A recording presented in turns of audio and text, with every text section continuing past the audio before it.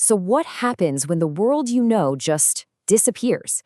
Not all at once, but little by little, until one day you look around and you don't recognize it anymore.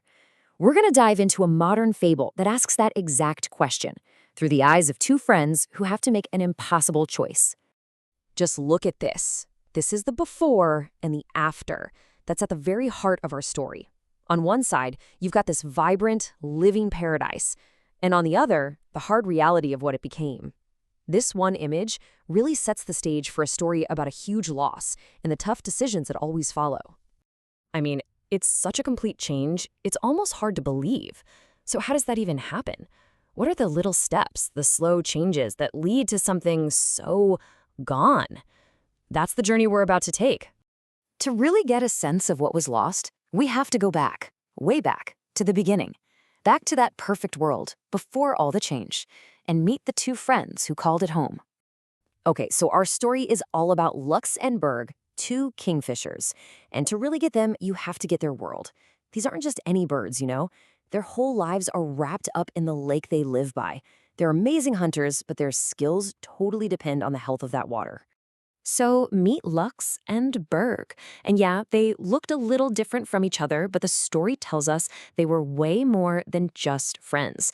They were inseparable partners in a world that, for a while at least, seemed absolutely perfect. Imagine a life where everything was just abundant. A crystal clear lake just packed with life, where every single dive meant you came up with a fish. For Lux and Berg, this wasn't just about surviving. It was a life of freedom, of showing off their skills, and just pure, simple joy. Their days were just this constant, friendly competition. Who could dive the fastest? Who could snag the biggest fish? It was more than a game. It's how they grew strong, how they got so good at what they did, and how their friendship became totally unbreakable. But you know how it goes. No paradise lasts forever. A shadow starts to fall over their world, a force for change that would flip their lives upside down in ways they never could have seen coming.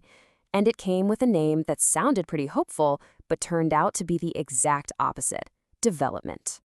You know, the most dangerous kind of change is the one that happens so slowly you barely even notice it. This wasn't one big disaster. It was a creep. A few huts popped up.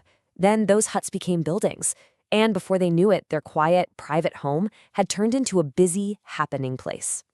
And this is what was left. The heart of their world, the source of their life and their fun, was just gone, replaced by this polluted, murky mess. The change wasn't a possibility anymore. It was real, and it was permanent. For Luxembourg, this wasn't some abstract problem they saw from a distance. It was a direct attack on their lives. The water that fed them now made them sick. The fish they knew how to hunt were gone. And their greatest skill, diving, was literally stolen from them by this black gunk that coated their feathers. Their home wasn't just changed, it was ruined. Okay, so this is the real turning point. Their world is in shambles. Their future is a huge question mark. And Luxembourg have a choice to make. And it's a choice that won't just decide if they survive. It's going to test their friendship too. And right here, their two paths split. Berg, maybe he's the realist, decides he has to leave and go find a new home. But Lux, he's the hopeful one. He chooses to stay, holding on to this idea that things might, just might, go back to the way they were. So this is really the core of the whole fable, right? You have two completely different philosophies for dealing with a crisis. Do you go searching for freedom by chasing a memory of the past, like Berg? Or do you figure out a new way to survive in the present, like Lux, even if it means you have to change who you are? So, Berg takes off. He's on a mission, full of determination. He's setting out to find a new home, a clean place, something that still looks like the world he lost. Lux, on the other hand, he starts his wait. His strategy is all about adapting. He stays by that polluted lake, and he starts watching its new inhabitants, trying to figure out a new way to just get by. Berg's journey, though, it's just heartbreaking. He flies and flies, but everywhere he goes, he finds the same thing: pollution, destruction. The perfect, pristine world he's so desperate to find, it seems like it only exists in his memory now. Meanwhile, Lux is going through a totally different kind of change. He's learning to survive in this new world, to actually depend on the same people who destroyed his old one. He's not a wild, independent hunter anymore, but he's alive. And in this new reality, well, that's its own kind of win. And here you can see their two new worlds right next to each other. Berg is still in nature, but it's a broken, empty version of it. And Lux, he's fully integrated into the human world, a world that's basically tamed him. They are two halves of one friendship, now separated by a gap they can never cross. The story doesn't wrap everything up with a nice little bow. It doesn't give us a simple hero. Instead, it ends by leaving us with a question, one that gets to the absolute heart of this whole fable. Let's just look at the trade-offs here. Berg chose freedom, and he kept his independence. But what did it cost him?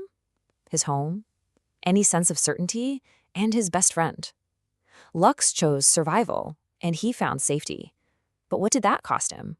His freedom, his natural way of life, and also his best friend. There's no clear winner here, just different kinds of deep loss.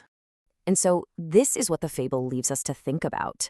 In a world where all your options are flawed, what does making the right decision even mean? Is it about holding on to who you are no matter what? Or is it about adapting to survive, even if you become something totally new? Because really, this isn't just a story about two birds, is it? It's a question for all of us, living in a world that changes so fast. Do you chase a past that might be gone for good? Or do you find a way to live in a new reality, even if it means leaving a piece of yourself behind? The answer, just like the fable, is not so simple.